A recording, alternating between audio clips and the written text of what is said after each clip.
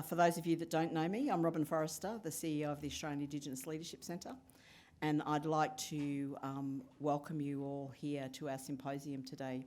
Very much want to thank you all for participating, and for those that have travelled, I know that we have people that have travelled from as far away as the Torres Strait and the Kimberley, from Darwin, and all across the country. Thank you very much for making the effort to be here and to, kick off NAIDOC Week. We're talking about this as kicking off NAIDOC Week early, because we like to do things early.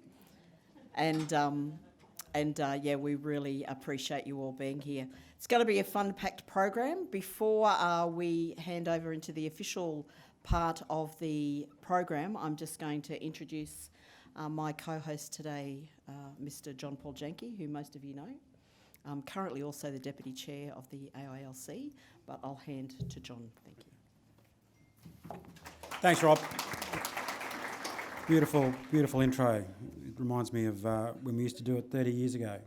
I was 5. Look, welcome everyone. And as Robin said, look, it's great to see a lot of you in the room, a lot of familiar faces, a lot of new faces. And it's great to be able to welcome you here to Canberra, especially on NAIDOC Eve. And of course, NAIDOC is that one week where we all get together, have fun, talk to each other, and then we run each other down for the rest of the year. No, it's good to see you. Look, my job is quite simple here this morning. I've got some introductions to make. I get to do the important jobs like housekeeping and run through those really important factors that will make this conference and this seminar go well today. So just a couple of quick housekeeping. Of course, in the event of an emergency, fire wardens will run down here and tell us to evacuate. And as you can see, there are exits to my right and my left, which is opposite if you're facing me. You have to proceed out to an evacuation area. Do not enter the lake. If you're not from Canberra, do not enter the lake. It's cold and you'll get very sick. Toilets, you would have seen the toilets as you come down the stairs. Toilets are back out in the corridor. There's a lift if you need to go up the stairs, further down. Of course, you would have probably had a form to sign for photos, and you'll see our award-winning photographer, Gillian Mundy, walking the room, one of Australia's iconic photographers. So if you're interested in being photographed for promotional activity, please sign the form. If not, just contact Jill. Contact Jill and she'll arrange that you're not photographed. Social media, you'll see we, as with all events, if it's not on social media, this event didn't happen. So we need you to make it as glamorous as possible, maybe photo tune some people and, make us look glamorous. But they're all the social media hashtags. So we encourage you to use social media. Just maybe keep your phones to silent so we don't interrupt some of the key sessions and presenters. Thanks for joining us. But look, as is our custom, we need to be properly welcomed onto country. And as Robin said, this is beautiful Ngunnawal country. And today we've asked Glenda Merritt, a Ngunnawal elder who grew up in Yass. She's also, we are proud to say, she's an AILC alumni. And she's currently employed by Lend-Lease as the Indigenous Program Manager.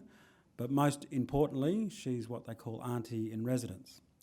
So that would come with some free parking, I would suggest now. But look, she's highly motivated and she's had over 30 years' experience in both the Australian government and construction sector.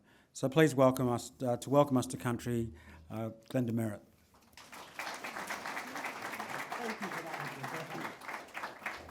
Good morning, everybody. As you said, my name is Glenda Merritt. I'm a proud, strong Aboriginal Ngunnawal woman from Yass, Canberra. I would like to thank my past ancestors before me, the traditional Ngunnawal people, for the care, protection and respect they gave to this land and for leaving it in good condition for us, for our generation to use today. I hope that we all will do the same for those who come after us. I'd like to acknowledge all other Aboriginal and Torres Strait Islander brothers and sisters here today, and also past, present and emerging throughout this vast country and for future leaders. I warmly welcome everyone here today. It's a privilege to be standing here opening this conference at this stunning lakeside venue, and I'm excited to listen to our expert panel keynote speakers that will kick off this year's NAIDOC Week in Canberra. This year's theme for NAIDOC, Our Voice, Our Truth, Our Treaty. Back in 2017, my employer Lendlease generously supported me and allowed me to travel to Darwin, where I successfully graduated from the Aboriginal Indigenous Leadership Centre. And I continue to grow as a leader who inspires others, utilising all the skills that I obtained through this fantastic and informative course. Therefore, I truly encourage others to undertake the program to further their leadership skills, not just for workplace, but for family, community, and their own personal development. So in keeping with my traditional ancestors, and in true spirit of friendship, reconciliation, and good old Aussie mateship, it's with great pleasure I welcome you all here today on behalf of the Ngunnawal people and myself. I hope you enjoy today's event, and a happy NAIDOC. Thank you.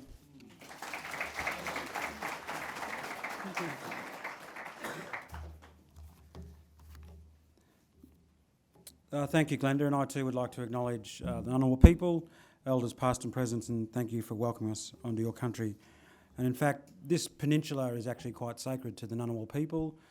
Going back hundreds of generations, it was a significant site of gathering for the traditional peoples, and it's actually it's significant that we have IATSIS and both the National Museum on this peninsula, and in fact we are gathered here today on the peninsula. So it's important that we maintain that process of coming together and talking and yarning in a group. Today is also an opportunity for us to get to know one another, and I see that there's maybe a lot of people who don't know each other. So I ask that throughout the morning, walk the room, get to know each other. You're going to be in this room for quite a while, so it's a good opportunity to share expertise, have some interaction, meet some new friends, and make some new networks. So actually I encourage you to get around and share business cards and tell stories. And that's important for us as Aboriginal people, Aboriginal Torres Strait Islander people, We like to yarn up and we like to mix and mingle. And if we can do that in NAIDOC Week, I think that's one of the main purposes of NAIDOC Week. It brings us together in a spirit of friendship and a spirit of celebrating who we are as the oldest continuous culture on the planet. And every sort of talk I give and every time I get the opportunity to celebrate who we are as Aboriginal people, that's probably my favourite line, is that we are the world's oldest continuing culture on the planet. And you can often hear people take a deep breath and they go, what does that actually mean? And when you talk about that, the Egyptian civilization was only 5,000 years ago. The building of the pyramids was only 5,000 years ago. But we've been on this country for over 65,000 years, maybe longer. So 8 times more than what the pyramids are celebrated on. We've outlived every other civilization on the planet. The Aztec Indians, the Sumerians, the Middle East, the Native Americans. We've outlived every other civilization on this planet, and we're still here. And I think that's the resilience of our mob and our people. And we try and celebrate that during NAIDOC Week. I'm proudly the National NAIDOC co-chair, and one of our aims on the NAIDOC committee is that we want to celebrate that. And we should celebrate that every day of the year, but during NAIDOC Week it's a great opportunity to do that. All right, Robin's coming over here to say, pick up the milk on the way home. No. Okay. Look, I'd also like to acknowledge Rachel Stephen-Smith, who's the ACT Minister for Aboriginal and Torres Strait Islander Affairs, who's here. And I also want to acknowledge that the ACT government is one of the major sponsors, is the major sponsor of tomorrow night's NAIDOC Awards, National NAIDOC Awards, so it's great to have them here. Of course, Canberra being the national focus city for NAIDOC this year, so it's great to have the Minister here and the ACT government's support for NAIDOC in general. Robin tells me there's been a change in the program. Toby Adams is not well, so he's unable to attend today. So we've spared no expense, and John Patterson will fill in on the panel. And for those that don't know, John will bring a lot of expertise and a lot of experience in both leadership and Indigenous affairs to the panel. So we welcome John to the panel, and that panel is this afternoon. But in the tradition of getting things done on time, it's my pleasure now to introduce the chair of the Leadership Board, Kath Brokenborough. She is a Wiradjuri woman, currently the executive lead of Indigenous Engagement and Reconciliation at Lendlease. Kath is probably one of the busiest people I know.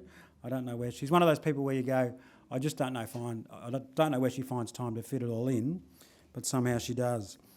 She's a member of the Business Council of the Australian Business Indigenous Network, the Indigenous Corporate Network, was a member of National Congress, the Australian Institute of Company Directors. In her spare time does a lot more, and she's also the chair of the Australian Indigenous Leadership Centre. So please welcome to the lectern, Kath Brokenborough. Thanks, Kath. I'll take all this off. Isn't he charming?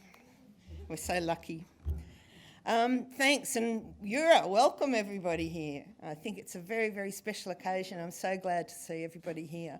And on behalf of you all, I want to thank Glenda for that wonderful welcome and for the work that you do in this space for all our people, and also in terms of reconciliation and assisting non-First Nations people on that journey. So thank you, and I acknowledge the traditional owners, past, present and emerging, and that we are on Aboriginal land here. So thanks, and I want you all, as JP said, let's have a good time, have a bit of fun, get to know each other, network, and see what we can do moving into the future. So leadership, as a lot of you would know here, it's not a popularity contest. It sort of doesn't teach you to be charismatic or popular, and it can often be fairly difficult. It's often a very hard job. It's essentially about making decisions, sometimes tough ones. And it's also about nurturing, motivating and inspiring people to think, act and do things differently. A leader's role is to unite many different people who've got different personalities, different agendas, a whole range of different ideas, and rally them around common cause or activity. So good leadership, as we know, it can be applied on a global, large-scale, national scale, or it can be within your communities and your families that you are all leaders. A great example of leadership, of course, is the National First Nations Convention, the Uluru Convention, that happened in 2017. And the document that they've given us from that convention, the Uluru Statement from the Heart, which has presented us with both an opportunity and also an obligation to pursue constitutional change and structural reform. So we're celebrating NAIDOC with those themes that have emerged from the treaty: a voice for Aboriginal and Torres Strait Island people or First Nations people, and a Makarrata Commission, or a mechanism for treaty making and truth-telling. We know, many of us in the room here, I know you're all active in your organisations and in your communities. We know that First Nations people have a lot of solutions to some of the long-term problems that have been afflicting our communities, I guess. So we know that if we're given a voice and if we're able to be heard, we have many of those solutions to share and to get on with it. We know that any process that allows truth-telling is going to be a healing process. And we need to do both. We need to heal and we need to move ahead. So truth-telling is going to enable that healing and talk about those past injustices experienced by First Nations people, because essentially the leadership piece in this is that we all need to be able to move and motivate the whole Australian population to better understand that shared history that we have, and to move closer towards genuine reconciliation, and to come and walk with us together for a better shared future and a better Australia, as the theme of NAIDOC is this year. So while the statement's there, implementation of this is everything. So decisive action and repeated communication, education and rallying Australian people's support to build a common understanding, to build confidence in having that conversation, will in turn create a momentum for change. So our job here in the room as leaders, First Nations people and non-First Nation people Australia, is to all engage in our communities, families, wherever we have an ability to influence, a sphere of influence, if you like, to go back and have those conversations about what these things mean. Because often they're twisted, they're seen as a threat, they're seen as a grab, they're seen as something negative. And the words of the Uluru Statement are giving us a very simple process and a solution to move forward collectively and work together on those solutions. So when we apply leadership skills, it is about motivating people. And if you give people information, if you give them the right data and motivate them, you end up with better decisions. I think we all know that if people are given autonomy and independence, they will come up with the right decisions and they'll support you in the right possible way.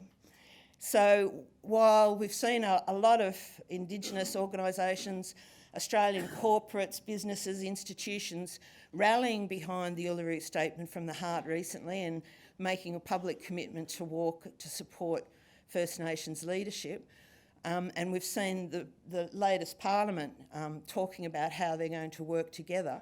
So that's very, very promising.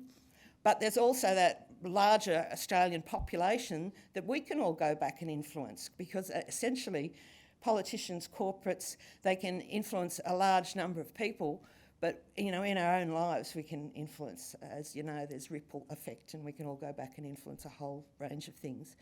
And each of you in this room are already on your leadership journey or trip. You have skills, knowledge and experience that you can go back and apply now to help, have these conversations with people. So when we sit here today, we're going to have some wonderful, inspiring people. We're going to hear some great stories. We're going to learn some new skills. Let's think about what we can take away and actually use in practice, and make a decision to leave here today with some action and motivation to go back and apply some of those. And the very simplest thing that you can go back and practice is having a conversation about the Uluru Statement from the Heart. So for NAIDOC, have a great day today, have fun, and let's all work together for a better future. Thanks.